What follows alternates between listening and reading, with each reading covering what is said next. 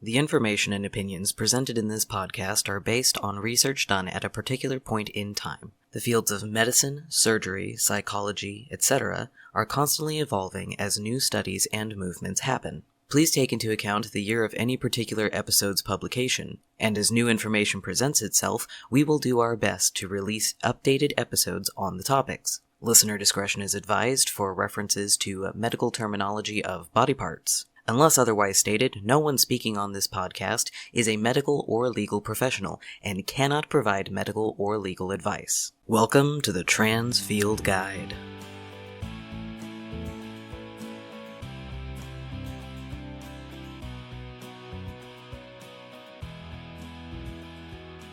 Hello everyone! Oh, my voice is kind of rough today.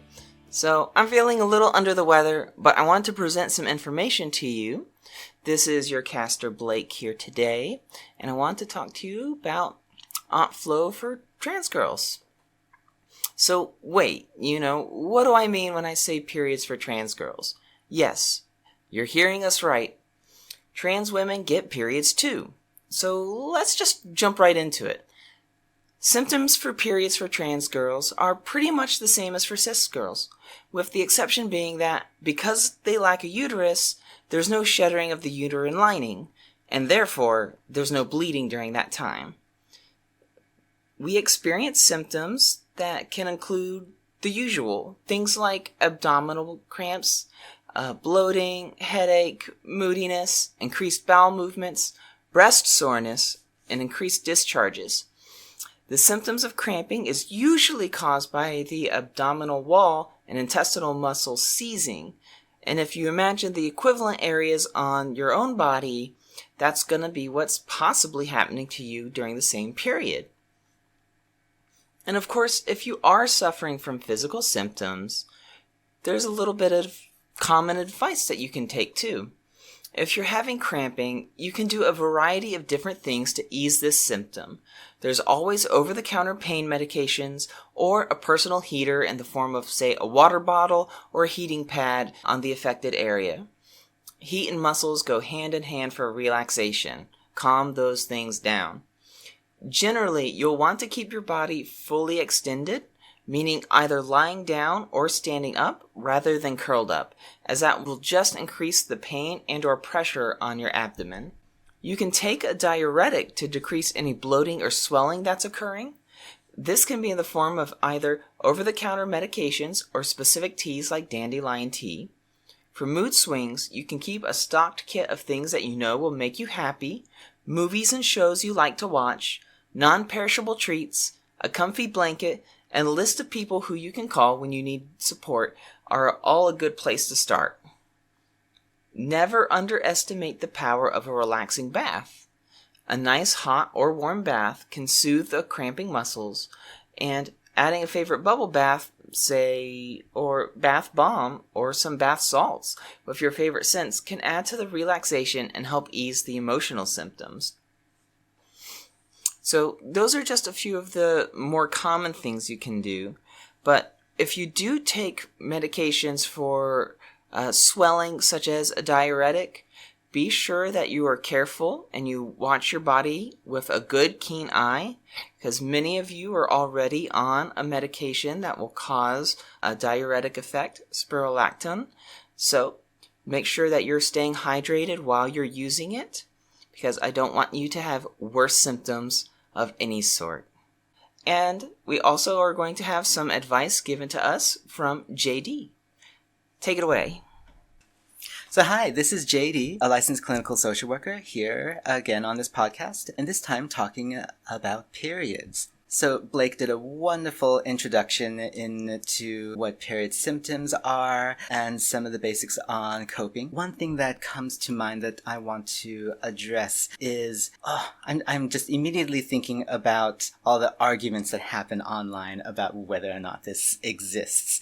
And I just know there's someone that's going to be listening to this and say, wait, but technically speaking, this isn't menstruation, right? It's like, okay, if you go into like medical dictionaries, it's the shedding of the endometrium, and then there's blood and tissue being evacuated from the body through the vagina. It's like, okay, so that's the symptom that doesn't happen if you don't have an endometrium to begin with, right? But think about how there are cis women that are out there that have hysterectomies and oophorectomies. So that's the removal of the surgical removal of the uterus and the ovaries. And they report these symptoms also of just like, wait, I thought I wouldn't have to deal with any of this anymore, but I'm still getting cramping, I'm still getting that pain, I'm still getting mood swings, etc.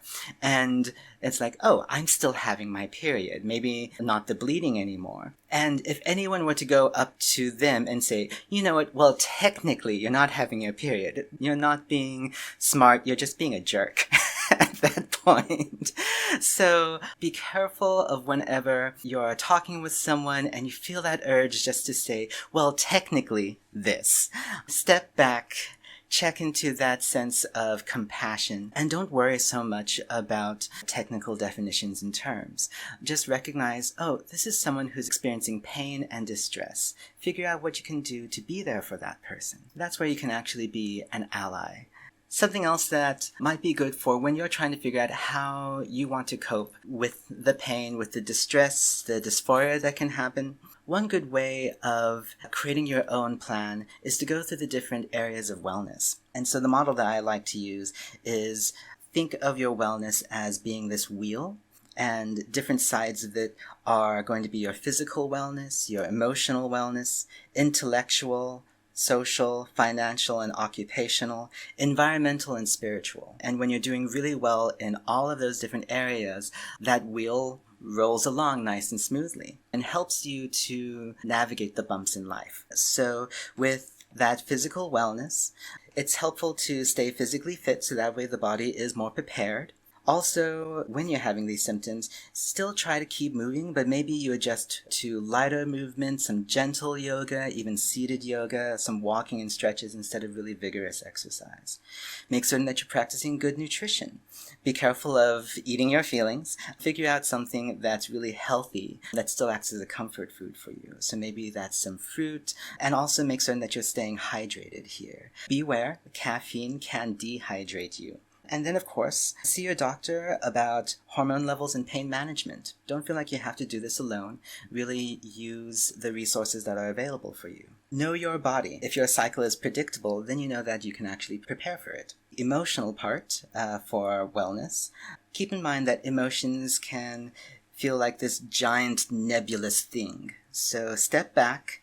Figure out if you can name the emotions. Are you feeling sad? Are you feeling angry? Are you feeling happy in some ways? Are you feeling disgust or anxious? Learn that the emotions are trying to communicate to you and to others. It might simply be communicating, this sucks. Here's distress. So when you actually allow yourself to feel feelings, the energy of those emotions can actually go somewhere. If you just ignore them, that energy gets stored up. So give it a place to go. So that might be doing some art, journaling, spending time with animals, talking with friends, or dance it out. With social wellness, make certain that you engage your social support. Again, so that way you don't have to feel alone in this. Know that others go through the same or similar things and they make it through. Also, don't assume that your friends are going to know how to help you and how to be supportive of you. Your friends will want to try to support you, and they'll make guesses, and sometimes those guesses will be wrong. So just go ahead and tell them that you want a hug, or no, don't touch me. Because you don't want to wait until your friend guesses wrong to correct them. So yeah, teach your friends how to help you. And also you might minimize contact with people who are going to be unsupportive during that time of your life. With environmental wellness, take a look at the spaces that are around you. See if you can find a reliable place that is comfortable, steady, safe, something that's under your control, where you're not going to get interrupted. Set up your environment to have easy access to the things that do comfort you. Whether that's pillows, whether that's quick access to a phone to call someone, to an online support group, or maybe it's someplace that's outside where you can just step away from the things that are distressing you otherwise. So remember, all these things are going to help support you overall, so that way it's easier to manage the pain and distress that can come with periods. With spiritual wellness, remember that you are more than your body, that you are more than pain and distress. If it's something that you can observe, there's some part of you that is outside of that experience, is capable of containing that. Maintain your connections to the things that bring you meaning and purpose in life. And even for some people, periods are actually validating. So there's a transformative experience for that person to find, oh, hey, here's something that's representative of femininity, even though pain sucks. With intellectual wellness, consider seeing if you can look up stories from others. Again, so you don't feel alone, but then you just understand, oh, yes, here's how someone else has navigated that. Keep learning and keep applying your knowledge. Lastly, with financial and occupational wellness, make certain that you have the resources to get what you need. Having healthcare, check with your benefits to see what's going to get paid for and what won't. If your benefits currently don't take care of you in the way that you need, see if you can advocate for those benefits. If there's a benefits committee at your job. When it comes to affordable healthcare, Planned Parenthood is often a really cost-effective option. They are paid for through so many grants, etc., and they're open to all identities. And also make certain that you have a budget for self-care, so that way you have money to spend on time to get away or time to order food in if you're just not going to get out of the apartment during those few days. So that way you really plan in advance to practice some self-care and give you the ability to practice self-care. JD here again. And we also have my wife. You want to introduce yourself? Hello, I'm Diana. JD and I have been married for a few years. We were married in Utah back when they first legalized same-sex marriage. Actually, 10 years as life partners. So, Yes.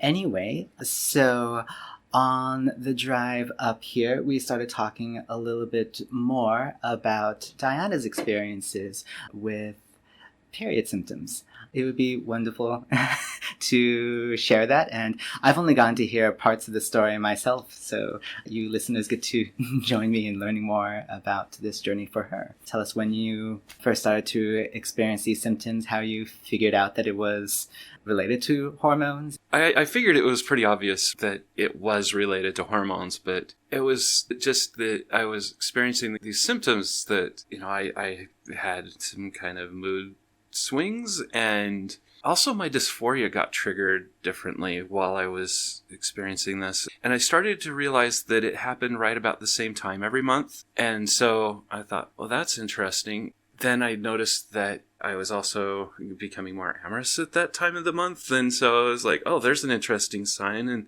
that something's going on. And then I started getting cramps and I was like, so it is almost like it's that time. Wait a minute, is that a thing?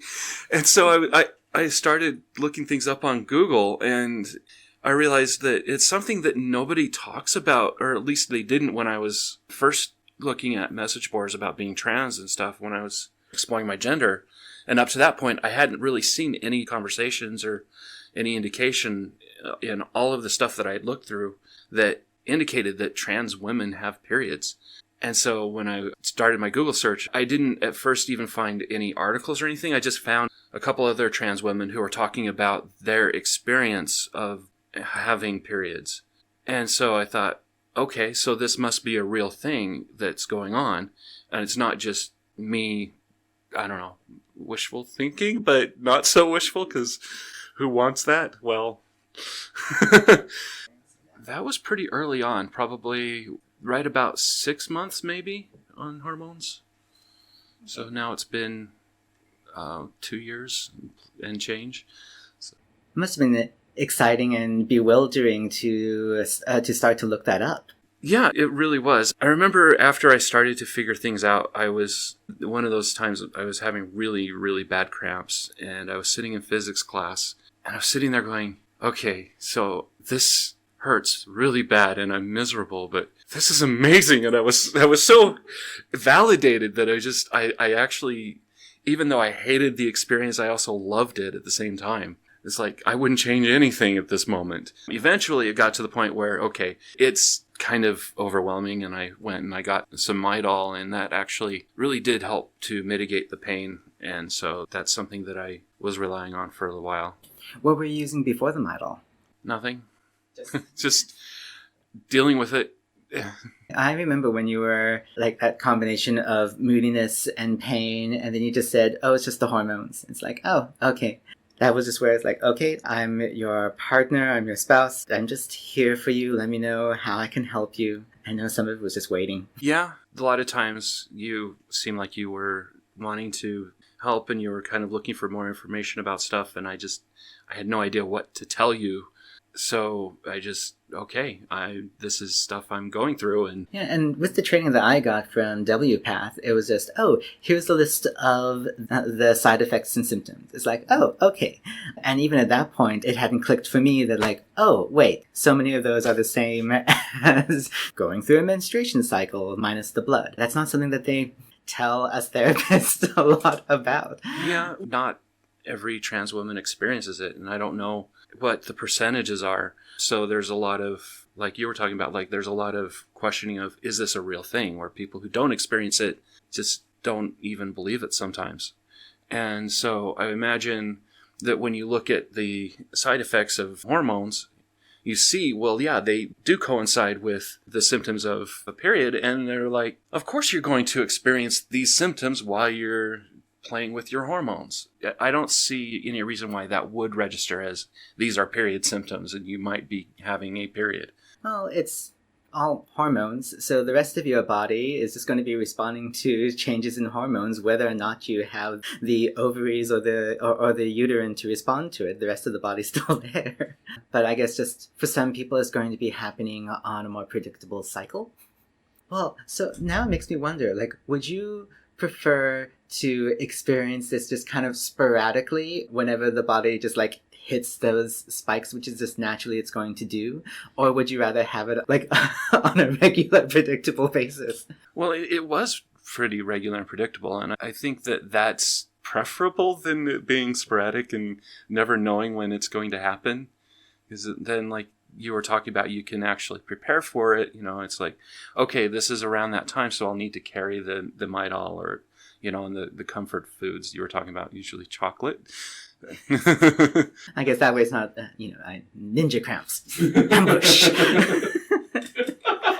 Yeah, I suppose that's something where we could practice what we preach. Have some sort of care package that's just kind of ready for you. Although, if we just hid chocolate somewhere in the house, it would I would find it, or the dog would find it. Oh, no. That would not be good. There was an experience where we were hanging out at McDonald's, and they were talking about their periods. And at this point, it was still early in my transition, so it felt really awesome to be included in that conversation. But then it's like, also, I have something to contribute to this conversation. It's like, yeah, fun fact, trans women do this too, just without the bleeding. So they were just like, oh, that's interesting. And they didn't seem like they were all that intrigued by it, but, you know, it's just like, they didn't want to, shut me down. So they were just like, oh, okay. Gotten any negative responses to people finding out about period symptoms, or to you telling them about period symptoms? I haven't really told very many people, so no, not really. I've seen stuff online where people argue about it, but, there was one time I remember somebody was really belligerent. We were actually talking about it in a thread, and somebody had come in and just was saying, you're all delusional, trans women don't experience this, and they were saying, well, no, it's not technically what you're experiencing. And I just went in and I said, look, yeah, technically we don't experience all of the symptoms because we don't have the right body parts for that. But I'll tell you what, there is something that I'm experiencing on a regular basis that is very much like what cis women experience. I'm going to call that a period. If you don't like that, then that's too bad. And that seemed to kind of shut them down, which was good because a lot of times you don't really shut them down. They just find other ways to knit. Yeah, if we created some term to make it like the new technical term for it, that there is menstruation and then what? paramenstruation symptoms that are symptoms that happen in parallel to menstruation. Well, but then again, it's just like, do we go back and start telling cis women, who've had hysterectomies and whatnot, that they don't experience periods anymore? Now they experience paramenstruation. I don't see that really. What we experience definitely in line with what they experience. And so I don't see, how you would call one thing and the other another thing. It's all the same. It's just the body may or may not have that one part that it needs to get, what everybody thinks of as that blood. And there's a lot more to it.